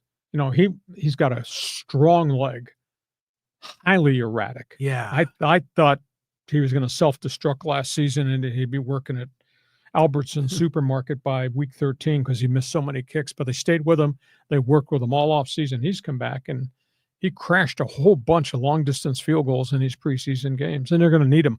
I think Frisco's borderline disaster season. They have so many injuries. Well, like injuries layover from last year or new injuries? Both, and salary cap casualties. You know, they changed a lot of that roster. I dare you to name anybody in their wide receiver core because nobody's left, and Ayuk is hurt, and there's no Debo. Yeah, and I don't know. I mean, outside of George Kittle. They're down. They were down 20 players on Thursday. They could hardly practice. Well, isn't Jerry Rice's kid like on the roster? He's on the Charger roster. The Brendan Chargers, Rice, but he won't make the cut now based on what these kids just did this weekend. Brendan Rice has got no playing time at all. Okay, that's what I was thinking. Frisco's got a lot of problems. This might be a step back year for John Lynch and Kyle Shanahan. It's probably going to be painful. Well, last year was painful. So this could be another one in a row. Yeah, because they had massive salary cap problems and they had injury problems on top of it. And now this camp, this is what they've had so many injuries in camp. It's ridiculous. Okay, we move on. Okay, let's go back to David. And again, David, thank you for the donation. He says, hey, on Saturday, at the end of the third inning, the Dodgers had 5 runs with no hits. You lost because of your starting pitching, plus Machado is still a clown. Well, the Dodgers found a way to manufacture runs. And, Dylan Cease just walked the house. I couldn't believe it. And they just can't figure out, or he can't figure out, how to repeat his mechanics. You know, he scuffled a year ago. He scuffled the first third of the season, and they fixed all the flaws in his mechanics. He had like a 2.93 ERA for like 3 to 4 months of the season. I mean, he was dominant. And at the end, he wore out, and they started him in the playoff game on 3 days rest, which I thought was a catastrophic decision. But he hasn't been right all this season. With the exception of these back-to-back starts he had a week ago, he hadn't been able to reduplicate that at all. So it's just a mystery. And what's the term I use? Enigma? Hard to believe. Some pitchers are like that, because they got the potential in them, and every once in a while it'll make an appearance. Yeah. For some pitchers more often than others. I mean, we see a little bit of that in Blake Snell. There's a number of pitchers like that. You don't know what you're going to get, but if he's right, if he's on, it's lights out. I can't tell. Is David a Padre fan or a Dodger fan? I think he's a Dodger fan. Okay. Yeah. You're invited. We wear Dodger blue anytime. David, thanks for being a friend of ours. Go ahead, John. Okay, let's keep moving here. Okay, here's an interesting challenge for you, Hacksaw. Because you say, you do all sports, you cover it all. And so we want to go here to Schickster. He says, do you think the Adelaide Crows will keep their top of the ladder position heading into the last week of the AFL fixture? And he goes on to say, it's Aussie rules, Hacksaw. You said anything sports. Anything sports, but that's a little bit off my radar because my radar is kind of jammed with stuff. All I can say, Schuster, is if you just read my website, I write on it every day, that consumes my entire day of work, digging up information, following, networking with people, so I could write all that for you on a day in, day out basis. So Aussie rules football, a little bit off my radar. Yeah, I mean, seriously, it's one of the few things you don't talk about. But the thing I love is usually you'll be at a bar with some buddies having beers or whatever, and it'll be on a TV, And then you see whenever they kick it through, and then the referees, they come out and they've got this thing that they do. I don't know what they do. Yeah, they wear the vest and the shirt and the tie like you used to wear. Yeah, something like that. But it's different. It's kind of fun to see the evolution of how all these football, soccer games have kind of gone. If I sat down and started to try to find Aussie rules football on my TV, I think I'd probably be put on waivers by my wife. I mean, that's one step too far. Yeah, that's over the line. And getting up at 4:30 in the morning to watch English Premier League soccer before I go to KUSI on Saturdays, a little far-fetched too, but some of the stuff is tolerable, but this might be a little bit over the line. Thanks for joining us. Okay, let's talk here some NFL football with T. Will. He goes, hey, I'm starting to think maybe the Steelers won't be as terrible as I initially thought. Talk me back onto the ledge, Hacksaw. The most unique aspect of what's happened in July and August is the silence in the Steelers camp. You've not heard from Aaron Rodgers, have you? No. You haven't heard from any of the mouthy wide receivers? No, because they're not there anymore. It's Mike Tomlin's team. Tomlin's of the opinion they may have overall the best defense that they've had in all of his years there. And if Rodgers can make plays and they can run the football with the guys that have replaced Najee Harris, they might be really different. They might be really dangerous. He thinks they're going to be really good. And Rodgers is just, he's not quotable, because I think they told him to seal it and just get ready for the start of the season. So we'll find out. And Cincinnati may have Joe Burrow, but Cincinnati's a mess defensively. And now the other report this morning is they've broken off trade talks for Trey Hendrickson. They're going to trade him again. And Cleveland is Cleveland in disarray. They got 5 quarterbacks on their roster, and 3 of them are hurt. So that's an interesting storyline. So, yeah, Pittsburgh could be pretty damn good. At least Mike Tomlin's of the opinion that this defense is exceptional. So we shall see. Weren't they just looking at another receiver, like one of what was his name? He has like initials in his first name. Played for the Giants with the other Manning kid. They just brought in Gabe Davis today. Gabe Davis was a young budding star in Buffalo, then got hurt, went to Jacksonville, put up good numbers. He's been a free agent. He's been on the street now. He's a younger, smaller guy, but he run like hell. They brought him in today. So they made that mess mean they're going to maybe sign him. Okay. All right. So you got to have someone for Aaron Rodgers to throw to. Yeah, well, they do. They got DK Metcalf. Oh, well, yeah. And they got 2 tight ends. And that's and they play power football. See, I think the thing that's unique about Pittsburgh is they're not going to expose Aaron Rodgers and say, throw it 45 times so we can be in a game. Wasn't it Odell Beckham? Wasn't he he has not signed. They've talked to him, but he brings so much baggage. Oh, tons, yeah. And he can't stay healthy, can't stay on the field. He was a great receiver with the New York Giants, but do you know how many years ago that was? He's had so many injuries, and it's also distraction after distraction. Yeah. So he always seems to land somewhere. Yeah, but he's kind of running out of time. I mean, we're almost to the end of August. He hasn't signed a contract with anybody. Oh, okay. What's that say about people's interest in him? All right, but they called him in, though, didn't they? Yes, they brought him in to talk. Okay, all right. But then they followed up by bringing Gabe Davis in today. All right. Okay. Pittsburgh, you stay in touch because we'll keep you updated as we go, T-Will. Pittsburgh. Okay, let's go back to the practicing guitarist again. Thanks for your donation. Part 2. Hey, Fernando Tatis is an average baseball player. Merrill is playing like an average player. A great bullpen is useless unless you have a lead. The Dodger bullpen, considered a liability, was lights out. Well, I wouldn't say Tatis is an average player. I think Tatis is a great player who's hurt. He plays really hard. He runs the bases with reckless abandon. He covers everything in the outfield. He just does not have power right now, and I think he's got an oblique injury. Machado is up and Machado is down. They need Machado to be dominant all the time. They got glitches in the starting rotation now. I mean, you got 3 starters who are either not there, Michael King, or not complete, like Dylan Cease, or not 100% healthy, like Yu Darvish. That's 3 starters. And there's no Joe Musgrove, so that's really, you're down 4. So, I mean, outside of Nick Pivetta, the next time you hand the ball to somebody else, you don't know what you have. Great bullpen, no argument there. 6-pack, real good group. But so they're not a complete team right now. But again, we're all kind of overreacting to the letdown of the weekend to lose 3 to the Dodgers. If the Dodgers come in this weekend and the Padres sweep them, next Monday we'll be on the table getting ready for playoff tickets. If the Dodgers come in and win, then we'll probably be telling you when the funeral service is going to be held. Yeah. But, it's already now, I think the Dodgers are won 8 out of 10. Mm-hmm. So, Big Brother wins the series. And then even if the Padres sweep the final 3. So, but I'll tell you what, granted, I was disappointed over the weekend as a Padre fan, but this is what makes baseball and sports fun, right? You get all kind of worked up and it's going to be a big series and you get excited about it. Now, granted, it was like a wah finish the way this whole thing ended, but I just like the whole idea of getting fired up for a series. We walked out of here after last Thursday's podcast. I was so excited for Friday night. Yes. Now tell me, when you watch Dylan Cease walk 4 in the first and 6 in 2 innings, was it not like a punch in the stomach? Oh, it was awful. And then Darvish giving up, all the bombs early on. I mean, and the best game pitched was when they had the bullpen game. When they started, who did they start? Wandy Peralta on Friday night. Vasquez came in and gave him some innings, and they sent Vasquez back to AAA already. Yeah, I mean, they did hella better than Darvish or Cease. So we'll see what.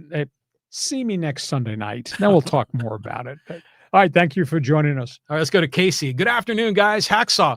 When are we doing a play-by-play? Did you ever do any arena indoor football league broadcasts? Also, with the Dodgers back in front of the NL West, do you think they can hold the lead in the division? First question, I did not do arena indoor football. I did indoor soccer, which is kind of like doing hockey. This is back in the early days of the major indoor soccer league, the indoor league that they had. And they had a radio package and they had nobody to do it. And I had done hockey in Cleveland, and they came to me and said, would you be the voice of the Cleveland Force? And I said, well, I have never done soccer. Well, it'll be like doing hockey. And actually it was, with 5 guys on the floor plus the goalkeeper, and then they change out guys and, like shift changes. So yeah. It worked. I did it for a whole year. It was kind of different, kind of fun. Cleveland had a neat team, and I got to do that. So no, I never did indoor arena football. That'd be kind of different to do, kind of interesting. But in terms of the Dodgers, they both play the bad teams in baseball from here on out, aside when they play each other. The Padres have one really significant series. It's with Seattle. They play the Brew Crew too, don't they? Yeah. The Dodgers play Philly, and there's one other series the Dodgers have. But aside from that, they're playing Giants, Colorado, Arizona. So these next 3 games are really going to be important. If somebody sweeps somebody in this Friday, Saturday, Sunday series, then the other guys, I think, in a little bit of trouble. But they're both going to be in the playoffs, I think, unless something happens where the Mets hit the ignition switch and can get good pitching and get Juan Soto to hit more than 249. Yeah, it's just like old A.J. Smith, GM of the Chargers, says, just get into the dance, and then you can see what's going to happen. I want to talk a little bit about the broadcasting. And over the weekend, I'm flipping just social media, zoning out, flipping through these videos, and all of a sudden, you ever seen the female football where they dress up in the bikinis with the I knew shoulder pads. That catch your attention. You're like, oh, wait a minute, what's this? And I watched, I don't know, like 30 seconds of the thing, and I was like, they had actually like a play-by-play and a color commentator for this. I think I'll pass on that. And then it just kind of got me wondering about, if you're building a career in the world of play-by-play, there's got to be sort of a hierarchy. You kind of work your way up from the bottom, and that means that someone's got to do those games. So did your wife want to know why you were in the attic for an hour and a half? You were telling her you were looking at old books, and actually you were doing this, watching women's bikini football. It's funny that's a thing, but it's just more eye candy, more distractions. I don't have enough hours of the day to do the things that you're doing on top of what I'm doing. Okay. All right. Let's keep moving here. And thanks, Case. Okay. Let's go here to Roy. Roy's a good Dodger fan. He goes, good afternoon, Lee. Last year, I told you our starting pitching was in shambles, but we had a World Series lineup and steady BP is, what is it? Steady bullpen. Yeah. This year, our starting pitching is coming around and offense is coming. Now, is he talking Dodger baseball? I think so. Yeah. Okay, you need to identify yourself. Hold your driver's license up. It says Dodger fan here. There's no doubt Dodger pitching at this hour looks like it's really turned to form. It's what we expected all along. I mean, they are now 4 to 5 deep in the rotation and producing pretty well, even though Sasaki is not there. And in terms of the bullpen, they have to prove it to me. Yes, they threw 10 innings Friday, Saturday, Sunday. Dave Roberts went to the mound a lot, and he yanked guys. Now, he can't be doing that every night. He needs some length in the rotation, because otherwise this bullpen's going to cave in again. I was stunned. I kept waiting for the bullpen to implode. No. And it didn't quite happen. They kind of bailed themselves out. So I still have huge question marks about the Dodger bullpen, but that damn rotation's good. And that everyday lineup, they got enough guys that can hit. If Muncy were back, but he's got this oblique. Those things don't take 15 minutes to recover from. And they got journeyman. They got, Buddy Kennedy's been with 4 teams this year. He's your third baseman now? You kidding me? So I don't know what they're going to do. If the Freeland kid has played third, has played short, has played second, he might go back to third. And if Tommy Edman were there, see, they got so many guys dinged up. Kiki Hernandez is not there. Dodgers have got a lot of their role players who step in substitutes. that are just not totally healthy. On paper, damn, if they had everybody, that'd be something to see, but it hadn't been that way. Okay, now going back, let's say a month ago, when the Dodgers were starting to have a lot more trouble with the pitching staff, Dave Roberts was saying, our guys are not playing with a sense of urgency. And Dodger Nation saw that. They just thought the guys are going through the motions. But it seemed like for this Padres series, I think it was Will Smith that stood up and said, hey, man, we're going to sweep these guys. So it seemed like Dodgers had a sense of urgency for once. Do you think that happened? Well, he made the comment last week. Oh, was it last week? Last week about urgency. And, Mookie had gone into another funk. But then, Mookie hits this big home run. And Freddie Freeman had cooled down a little bit. Then Freddie Freeman hits a big home run. And then Will Smith is he might be the National League batting champion if he stays at 319, 325, and that's what he's been hitting, then Will Smith will be the NL batting champion, which is absolutely amazing. When has a catcher ever won that? Did Craig Biggio win it? That's a good question. That's maybe a long time ago. I mean, I don't think first name that flashed in my mind was Thurman Munson, but I don't think. Well, Manny Sanguillen, I remember, had a 300 average one year. Yeah, but not to win a batting title. But this might happen with Will Smith. So they're good. But John kept telling me, during this chaos, we talked about all the problems are. He said, just wait. We'll see that they get everybody back. Well, here they are, and they kind of, at least the rotation looks like it's totally back healthy. I just don't think they have enough arms in the bullpen. If Dave Roberts is going to employ a guy in inning or pulling guys the way he pulled them over the weekend, that's not going to last. So to me, the jury is still out about those closers. I think he's going to, assuming everyone is mostly healthy going into the playoffs, he's going to have at least 20, maybe 25 pitchers to fill the 13 slots for the playoffs, right? And so I can see how they're going to maybe change their roster of pitchers from round to round, as they get into the playoffs based on matchups. Well, the question is Treinen 100%? We don't know. Limited times, sometimes he's pitched okay, other times terrible. Do they get Kopech back? I mean, he's really struggling coming off this knee surgery. He was in Oklahoma City the other night and was terrible. I saw a video. He couldn't throw strikes. And this is an established major league reliever. So they still got problems in that bullpen with injuries. Sasaki is not going to be there. I don't think Sasaki is going to be ready to pitch in mid-September. The one ace in the hole might be Bobby Miller, who they could have converted to a reliever. And last I checked, Bobby Miller had thrown 7 straight no-hit innings and 7 different appearances in Oklahoma City. Good for him. After they converted him. Instead of asking him to throw 4 different pitches, they asked him to come out, throw 1 inning of smoke, and he's got 2 pitches that are working. Just do that. So Bobby Miller might be part of a rotation to give him a little bit more depth in the pen. Yeah, I mean, that's another bullet that Dave Roberts can use. Yep. So that's where we got 5.5 weeks of baseball to play. Okay, here's 2 guys with similar comments. Let's get them both in. And the one is from Matthew. Hey, wait a minute. Hacksaw, didn't you say in a recent previous podcast that the Padres were a complete team? And then Hector says, hi, Lee. Question. Do you eat the dark or white meat crow? I do like cranberry sauce on the side with the crow. Now, you can't deliver it yet because there's 3 more games to be played before we get to the 1st of October and postseason. But when that comes time, if I have to do it, cranberry sauce on the side. And the Padres, I mean, based on what the Padres had done, I mean, you won 14 of 17 games and beat up some decent people in that 14-game stretch of victories. That's pretty good.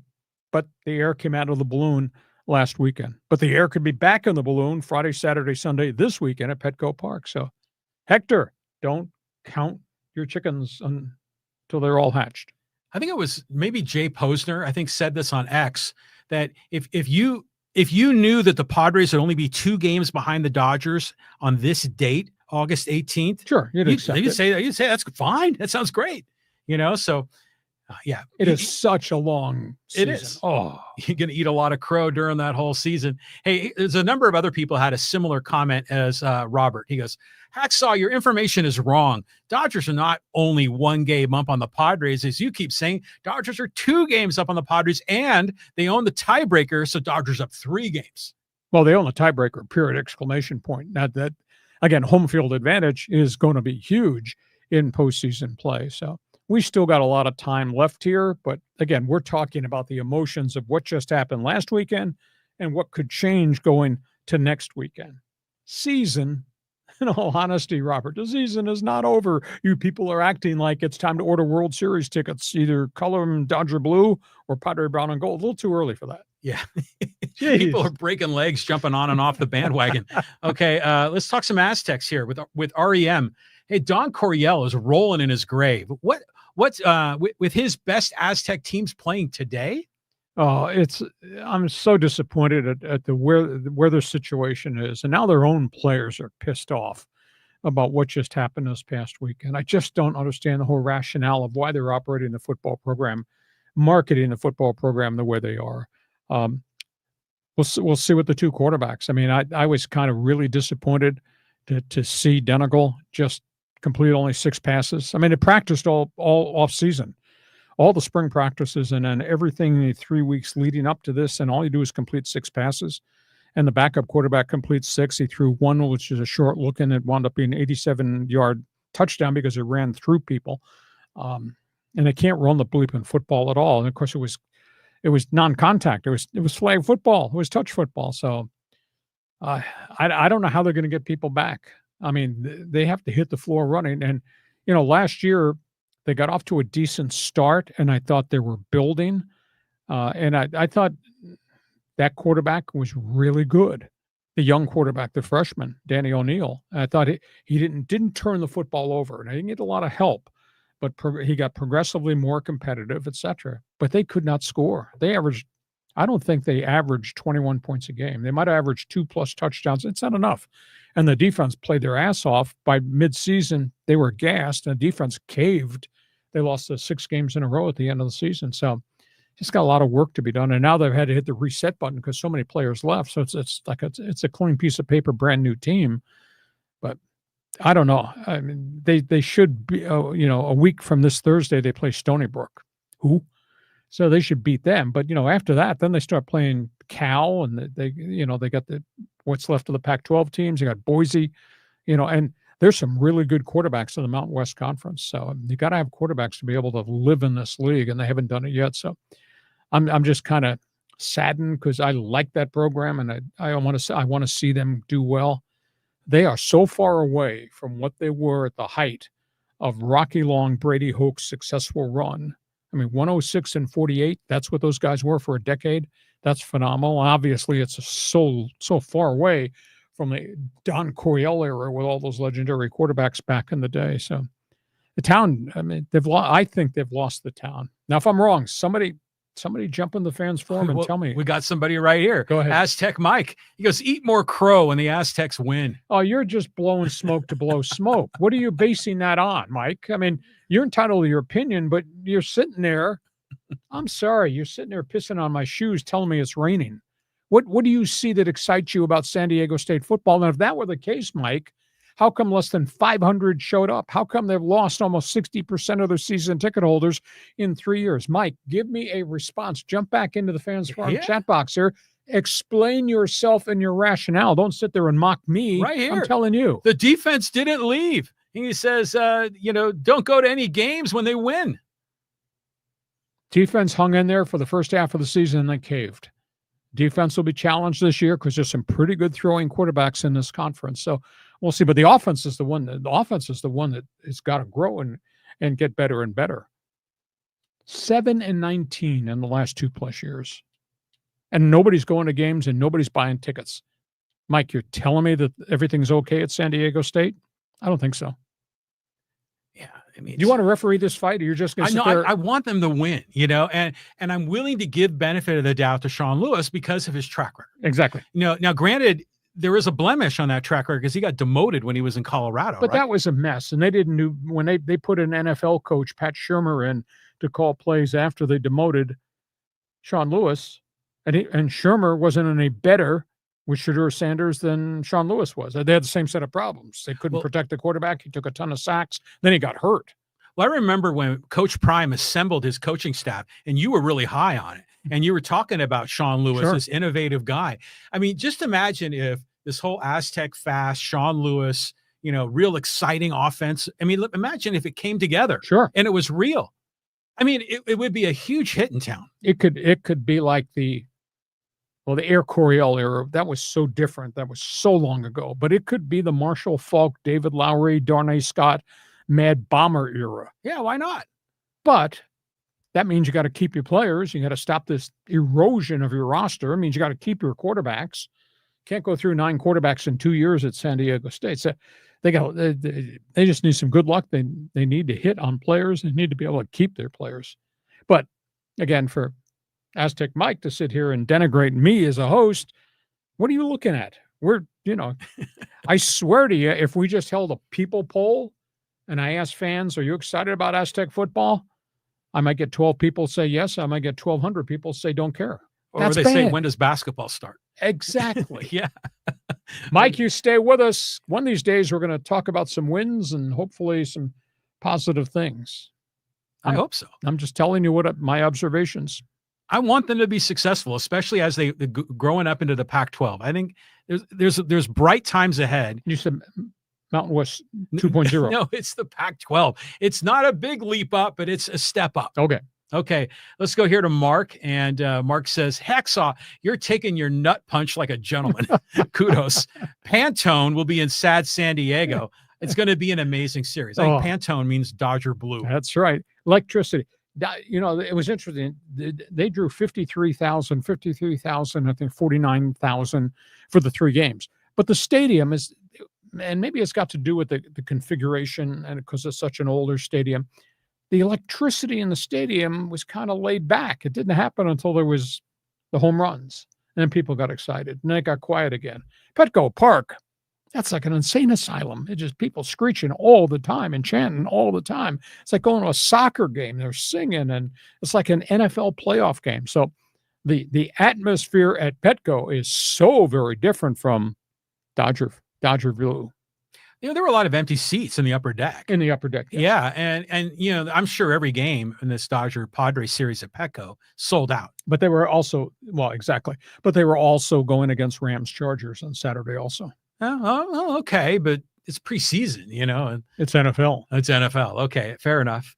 Okay, BDG says, meanwhile, the San Francisco Giants will take 2 of 3. Oh, I don't know that's possible. That would be awful. Hey, I think there's a managerial change coming there. They just don't have enough players. San Francisco is I feel bad. When they got Justin Verlander, I said, if he's healthy, he'll buy him wins. He's 1-10. He said he's had health issues all year. Robbie Ray was 9-2 at one point. He hasn't won a game since then. The Giants just are not a complete team right now. And I mean, outside of Willie Adames, who the last 2/3 of the season has played really, really well.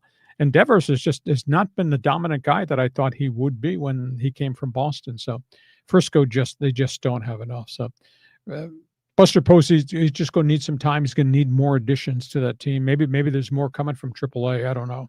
Did you see that catch by Jung Ho Lee? We caught it between his legs. It was like a NFL catch, one of those weird ones. Speaking of weird, who's an experience in the outfield? If he doesn't catch it, it might kill him. Roman Laureano. Oh, Padre left fielder. He's a hell of a player. I know, but he's also him getting to fly balls. He takes routes that are kind of weird and funky and falls down. Yeah, he is. He made about three catches. If he can catch the ball, it would have killed him over the weekend. Well, he was playing center when they pulled Merrill. I mean, what's the story on, is Merrill's ankle or? Yeah, he retweaked it again. He fell coming out of the batter's box on Friday, but he stayed in there. But it just got progressively worse Saturday, and then on Sunday he could hardly run. See, that's another Padre Twitter hates the fact that he's in the cleanup hole. I think Kurt Bavacca was talking about that on X. Get Merrill out of the cleanup spot. Well, they're trying to find the right combination. So I at this point, I don't know, but Merrill's had 3 different injuries this season, and that's a kid that just wants to be on the field all the time. And statistically, I'm not going to say sophomore slump because he has been dinged up. The hamstring really set him back. So we'll just see who shows up ready to play by the time the Dodgers get here on Friday. Aztec Mike is just not letting it rest. Here he goes. Lucky Sutton. He goes, NFL scouts are at practice. No faith, don't go. 6,600 seated tickets up already. held out starters at the Fan Fest. Everyone gets hit from the transfer portal. Not with you, has been. All I can say is you may not like the host, but we're glad to have you as a follower on this podcast because we will continue to cover San Diego State. Mike, just don't walk around in grudge mode, please. Okay, let's go here to some social media guys. We'll go here to 619 Dano, talk about the NL West race. Another one. Yeah, shut the F up, Lee. A couple weeks ago, you were crowning the crappy Dodgers as the NL West champs. Comedy. Well, God, the Dodgers went through a real bad time.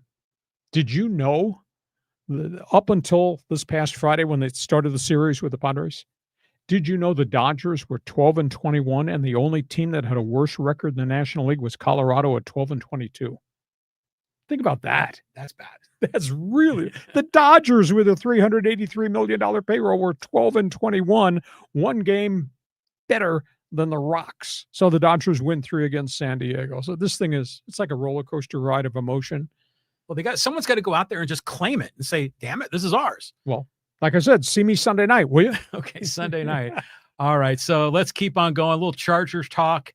This is from Sparrows. He goes, hey, the most Charger thing is to sign Rashawn Slater for $92 million guaranteed out of a $112 million contract, and then have him blow out his knee before he even plays a game. It's the most cursed bullshit, waste of time, effort, and money, skill, and salary cap all at once for literally zero value to the team. If that's not charging, then I don't know what is. Massive sigh.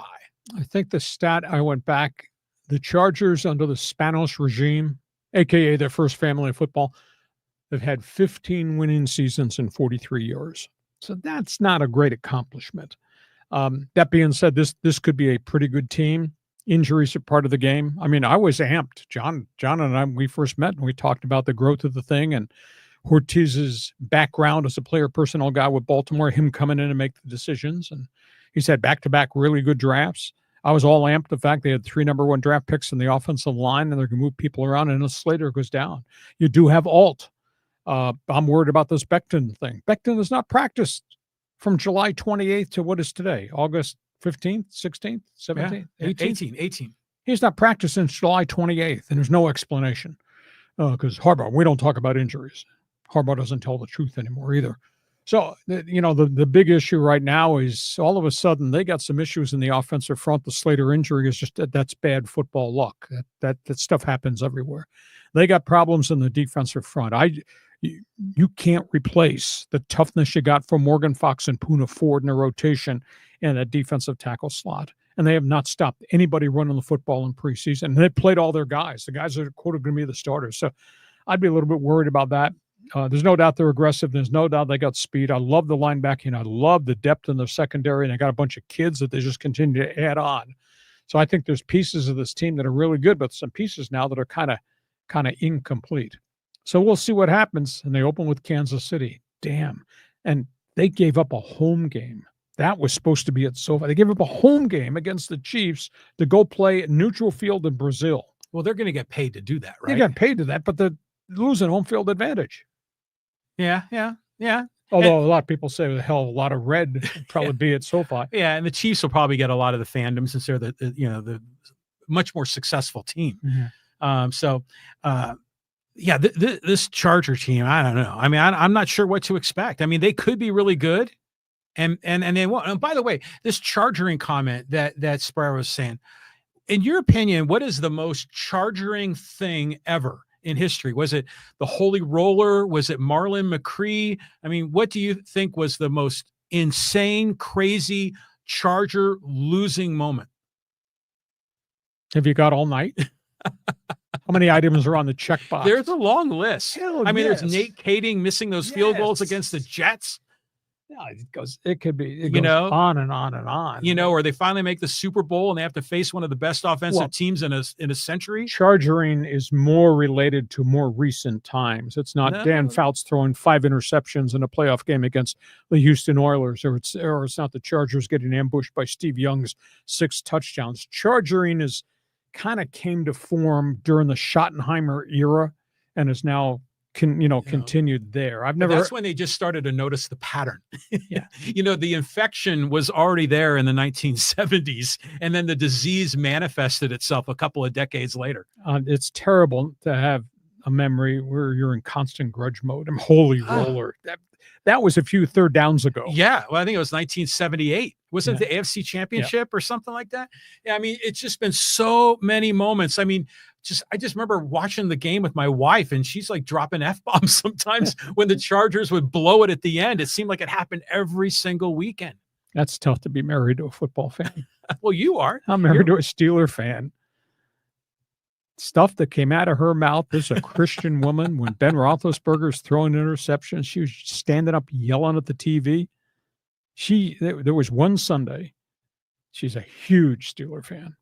One Sunday, I think he threw 3 picks. And she yelled so loud at the TV, she scared the golden retriever. He got up and ran out of the room. It's from a Christian woman, too. Yeah, well, you hang out with a hacksaw, you're bound to be a football fan. Okay, let's go in here. Okay, there's a hacksaw comment. Oh, we already got that one in. Okay, let's do some more Padres. I'll talk about Yu Darvish. He goes, this is from Jeff Crenshaw. No faith in Darvish. It's time to retire. Schilt is overrated and leaves crappy pitching in too long. They're out of their league next to the Phillies, Brewers, and Dodgers. Yeah, but they're not that far behind the Dodgers. Let's just be realistic here. Darvish he's got 200,000 miles on him. And I said something to John a couple of weeks ago when Darvish came back and he changed his arm slot and his release point, and he had that one surprise game. And I said, boy, that impacts a whole bunch of other things with your body. He hadn't been the same since he had that one good outing. And they gave up all the home runs here to the Dodgers. So I think the jury's out on him. Obviously, the jury is out on Michael King. The jury has to be out on the enigma that is Dylan Cease. So that's 3 significant pieces of your 4-man rotation. Pivetta has had just a mystical season. Is he 12-4, I think, now? Yeah, that was like, what a great free agent signing by Preller. Yeah, I mean, they structured the contract so he could come here, and he was on the open market forever. But people got scared away because he had a high ERA in Boston, and before that he was in Philly, and Philadelphia gave up on him. But boy, Pivetta, he's fierce. What a competitor. He's pitched really well at home. Now, he does not pitch well on the road. His ERA at home is like 2.43. His ERA on the road is like 4.53.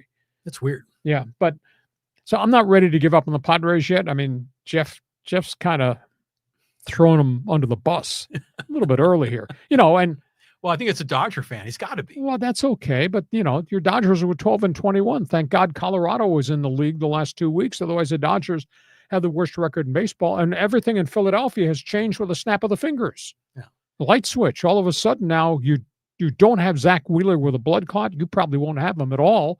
And who knows? Aaron Nola is going to try to pitch this week. He's been gone since April. I want to say shoulder. And they got one of their other starting pitchers, got a 7.14 ERA in the last month. So Philadelphia, which was really deep in starters for half the season, all of a sudden, that number's gone down. So, don't be running around waving flags saying it's over for some of these teams. And don't be ordering tickets yet as if it's a guarantee. It's some of the other guys. Milwaukee's unbelievable. Seattle's unbelievable. However, postseason's really different. It's like a light switch goes on. So Milwaukee gets the postseason. I'll guarantee you, it might not be easy the first time because you've never walked down that road before. Yeah, it's a bright lights. That's what I'm worried about with the Padres, too. It was a big stage up in L.A. this past weekend, and they folded. Yeah, but they played really well last year in the playoffs, right? Right. I mean, they did have the Dodgers by the throat, did they not? And let them go, man. 24 straight innings. It was brutal. But it is an explanation. It's really tough to hit a ball when you have both hands around your throat. Yeah, exactly. It's looked like, what's that guy's name? The Miller basketball kid for the Pacers, Reggie Miller. Reggie Miller. Yeah, he's doing that to Spike Lee. Can we fit one more in? Do more. One more. This is a soccer one. This is from Harry. He goes, hey, critics, we're talking about Pulisic and all that. Critics, regardless of who they were, will always find something to critique about. If Christian Pulisic feels confident about his choices and they were respected by the team, then he doesn't owe anyone else an explanation. Pochettino and the Federation signed off on all these guys, and it's just not Christian Pulisic. He's the point man because he's a star, but it was Reyna and it was Tim Weah. I mean, they had so many guys that were hurt. They were coming off injuries. And so they gave them this summer off, and they will monitor these injuries. But, the positive that came out of it, if they had gone 0 for 3 in the Gold Cup or 0 for 4, whatever the number of games they played, if they gotten killed in that Gold Cup, say, what a disaster. But they didn't. And the kids got progressively better and better. And they Tillman and some of these other kids that they found that scored goals who could run. And you say, wow. And, they may have found themselves a goalkeeper too in Matt Turner. So all of a sudden now you got Pulisic and all the young veterans who come back when they open up the window for the international sides to train. They'll come back, and you got the young roster that Pochettino put out there that got progressively more competitive. They're going to mold them all together. So we'll see. I have a better feeling now about Team USA than I did 6 months ago, or at the height of this thing where all these guys aren't playing and he's going to play all these young kids. That Bearhalter kid did pretty good. The coach's son did. So I'm optimistic about this. This is all going to start next year, right? Mm-hmm. Is it in the summer is when they're going to do this? Yeah. Well, the Summer Olympics, but there'll be friendlies. They're playing 9 friendly games. There are chunks in the international calendar in which players can leave their club, their professional club, come home to play in friendlies for their national team. Okay. So are the Olympics and the World Cup next year both? Yes. Oh. No, the Olympics are 28. 28. Okay, but it'll be the World Cup in 26. 26. Okay. But there's a window in the international calendar where AC Milan will say, okay, Christian Pulisic or the guys that are playing the English Premier League, you can go home. You're gone. Here's a hall pass. Yeah, you're gone for 10 days. Yeah. And there's holes in the international schedule that allows that. That's where these guys train, and they'll play 2 friendlies in a week's time as the unit together. Then they'll go back and they'll join their professional clubs. Okay. Hey, listen, I was going to say, we hope you enjoyed this podcast, but based on what just happened in Fans Forum, probably a bunch of people didn't enjoy it. That's okay. We hope you've enjoyed this podcast. We do sports talk the way it should be done. We put topics on the table and we express opinions, and we invite you to be part of this podcast. If we didn't get to everybody, save your thoughts, get back to us on Thursday, jump back in early on the Fans Forum chat box. Podcast brought to you by DIXIELINE Lumber and Home Centers, 9 locations to serve you in San Diego. You got projects, they got materials. Go to DIXIELINE.com to see all the things they have to offer. John, is it Friday night yet? No, it's not. The panorama in the world of sports. We got games to be played before we get to Friday night, and the Dodgers come to town to be the Padres. We'll be back here Thursday at 1:30. You make an appointment. You be with us. Thanks for being part of our team on Hacksaw's Headlines. Join us again for Hacksaw's Headlines on YouTube, Facebook, and Twitter. And find the audio version on your favorite podcast app. For more content, go to LeeHacksawHamilton.com.